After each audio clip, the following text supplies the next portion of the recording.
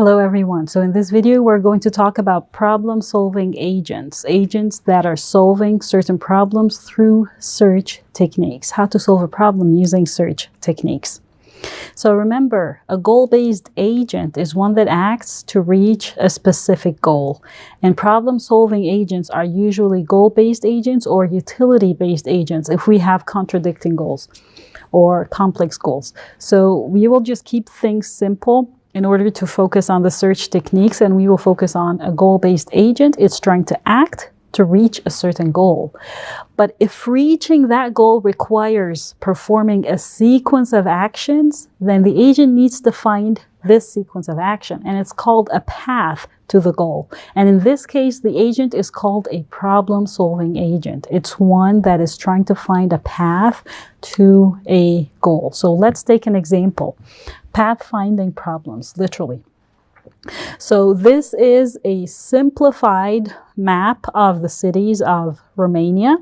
And let's say an intelligent pathfinding agent is trying to find a path from the city of Arad over here to the city of Bucharest over here. So it's actually similar to many problems, like trying to find flights with multiple legs between two countries or trying to find a path by GPS applications. Of course, these other two applications, each of them has its own details. Maybe this is the simplest one over here, pathfinding in this context.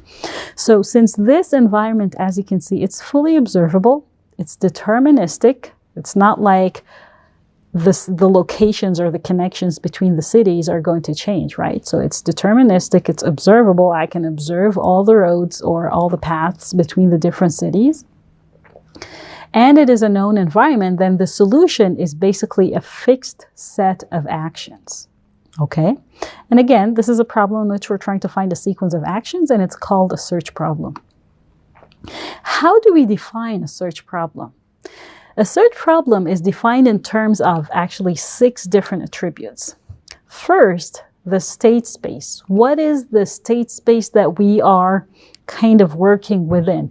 So basically in our problem over here, pathfinding, it's all the states that our intelligent agent might be in, which is basically one of these cities. So all of these cities over here represent the state space, right? So my state is, I might be in the city of Arad, I might be in Zerind, Oradea, Sibiu, any of these cities, right? So all of these represent the full state space, the possible sets of states that the agent might be in.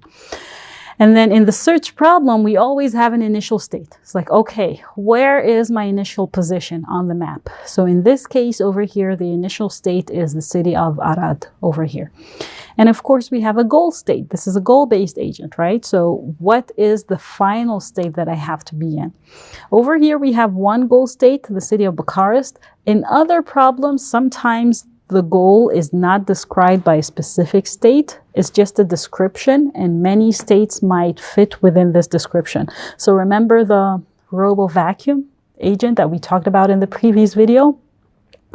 For this agent, the goal would be described as having all the floor cells clean. As long as all of them are clean, then the agent has reached his goal, regardless of the location, which cell the vacuum cleaner actually stands in. Okay, in that situation, we have different goal states.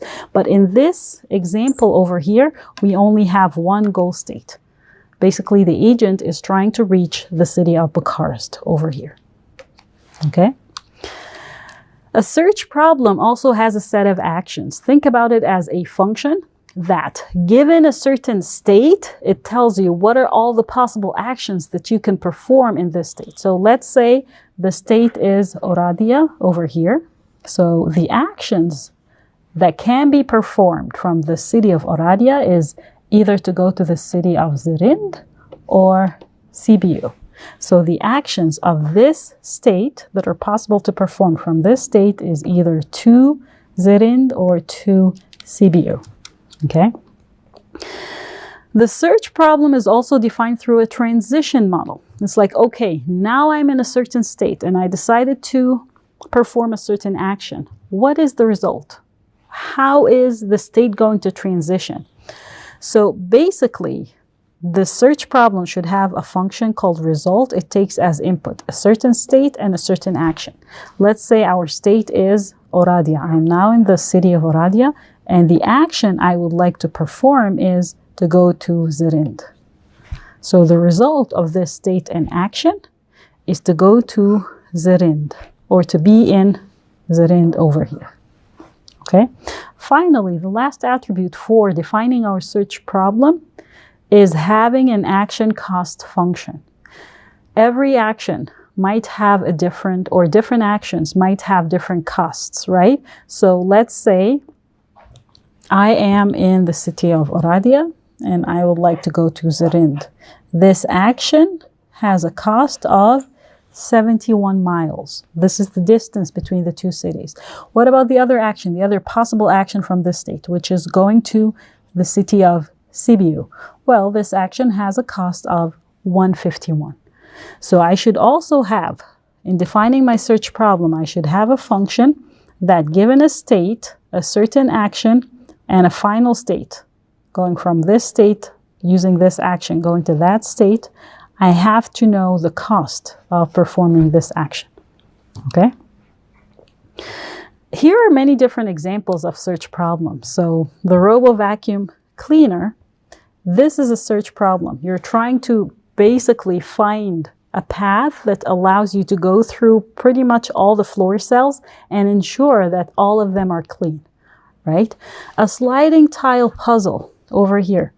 So you start from an initial state, maybe in which all of these tiles are out of order, and you're trying to put them in order, right? So you're trying to find a path, a sequence of actions that will order or sort out these tiles in the right position. Route finding is also another application, trying to find a route from one place to another, right? So which route are you going to take? And then automatic motor part assembly is also another problem. If you have different parts and you have a robot that is trying to put them together to maybe build a robot, what is the sequence in which these parts should be put together in order to successfully assemble the motor? Okay, so let's try to define the search problem for the sliding tile puzzle. So basically, let's try to define the 6 attributes. So here is the sliding tile puzzle. Remember, the first attribute is to find the state space. What are all the possible states in which the puzzle can be in? Well, basically, you're trying to find all possible arrangements of these 8 tiles in these 9 locations. So we have 9 locations, and we're trying to find the arrangement of, or the permutation of the 8 different tiles on it. If you don't understand this, you don't have to worry about it. It's just going to give you a number. So basically 9p8 is equal to 9 factorial divided by 9 minus 8, which is 1 factorial, and it's going to give you 9 times 8 times 7 times 6 times 5 times 4 times 3 times 2. And this number gives you all possible arrangements of the tiles over here. So basically, these are all possible states that you might be in. And that is our state space. What is the second attribute? Let's go back. The second attribute is the initial state. The initial state is the first random state in which the puzzle is at. What is the goal state? The goal state is basically like this with the 8 over here, right? So your goal is to reach this state in which the tiles are properly arranged in order. And then what are all the possible actions that can be performed? It depends on the state. So let's say if the 8 is over here, we have an 8 over here. So the possible actions would be to get the 8 to the left, or move 7 to the right, or move the 5 down. And every state is going to have its possible actions, right? Usually all the possible actions in general are move up, down, right, left, right? And every state gives you the ability to move certain tiles.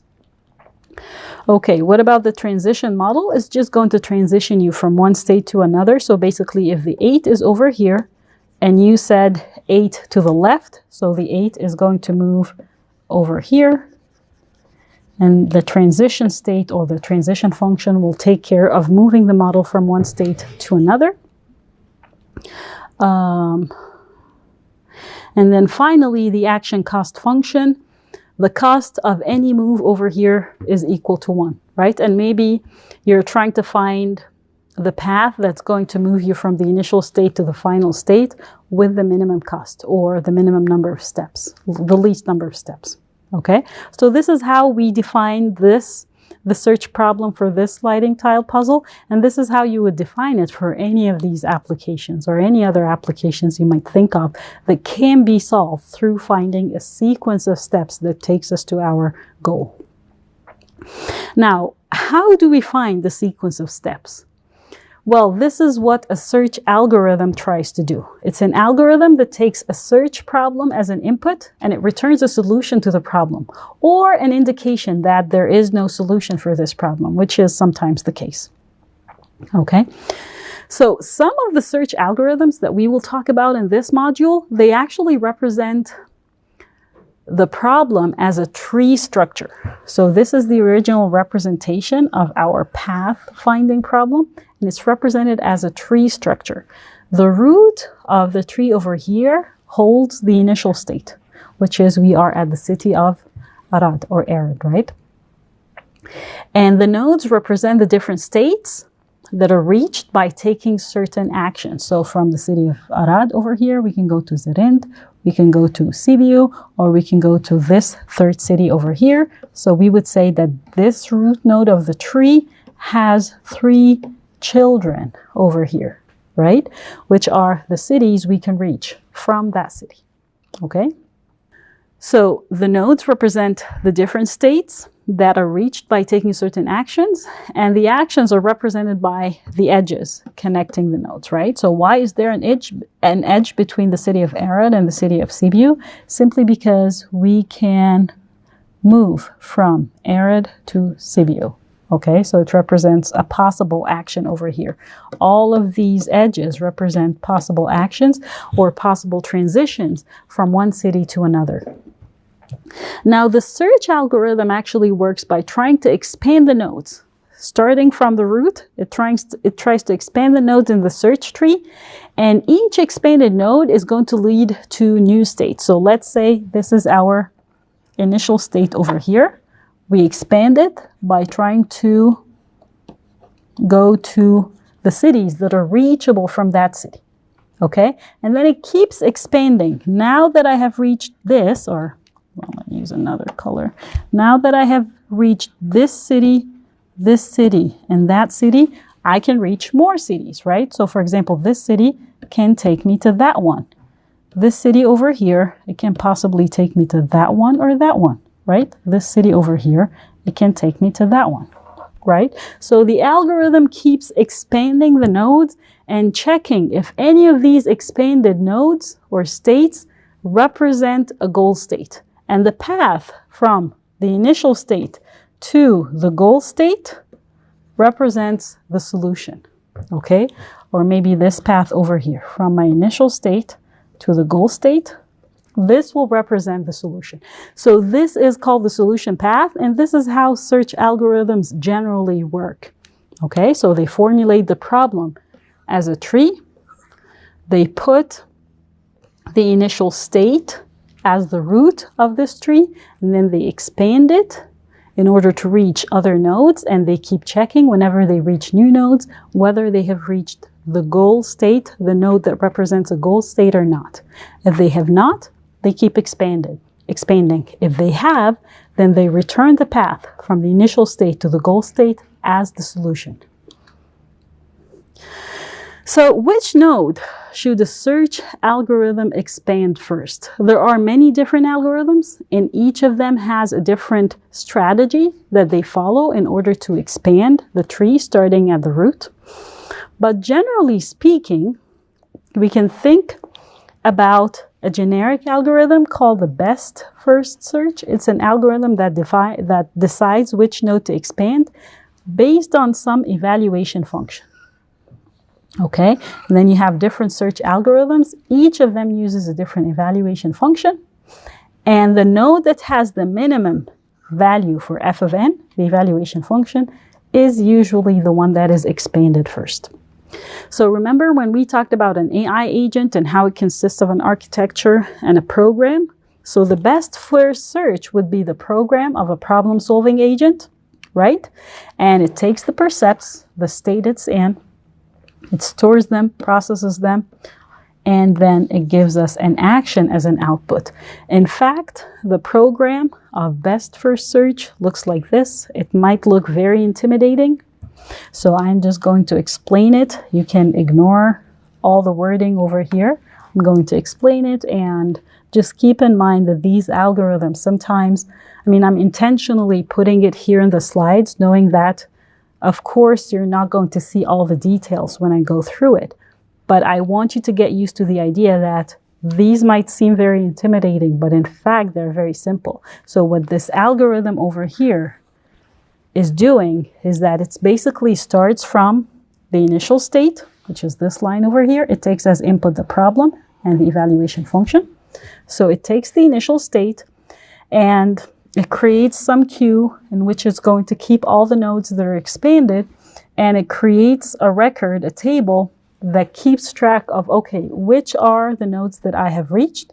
And as long as there are nodes to expand, then I will go and expand them one node at a time and check. So basically I am expanding over here. And then for each of the expanded nodes, I need to check, is it a goal state or not? Right? If it's not a goal state, so basically I add it to the list of nodes that have been reached. I add it to the list of nodes on my path, and then I keep doing this for every child. Then I keep going forward, expanding more and more nodes until at some point I'm going to reach my goal and return it. And that's it. Okay? Some things to keep in mind about search algorithms in general is that usually the search states, as here in this map, they're not represented as a tree, they're a graph, right? And there are actually cycles or circles in this graph, right? First of all, you might return to a state that was previously reached. So from Arad, you can go to Sibiu, and from Sibiu, you can go back to Arad, right? So this is a circle over here. It's a cycle. Or there might be different paths between two cities. So for example, from Arad, you can go to Sibiu and then Fagaras over here, or you can go from Arad to Zenith, Oradia, Sibiu, Fagaras. So basically, there are two different routes between these two cities over here, Arad and Fagaras. Okay? And of course, there are many cycles. Like you might go from Arad to Sibiu and then go all over this cycle, and then the algorithm might actually keep going in circles and cycles like this. So whenever you're dealing with a search algorithm like this, you have to pay attention that it might go into cycles, and there are many redundant paths that you might go into. So these can lead to infinite useless search paths, and the program might get into an infinite loop and it never comes out of it. So you have to have some mechanism to deal with that. And as Russell and Norvig put it, they say that algorithms that can't remember the past states that they were in are doomed to repeat it or to go back to it. Okay? So basically the algorithms should remember all the states that they have visited, and they should be able to detect redundant paths and only keep the most optimum paths to any state and make sure that they don't repeat any cycle that they have already gone through before. Okay, so these are generic information that you have to keep in mind about what is a search problem, what is a search algorithm. In the following videos, I'm going to talk about different types of search algorithms. So thank you for watching.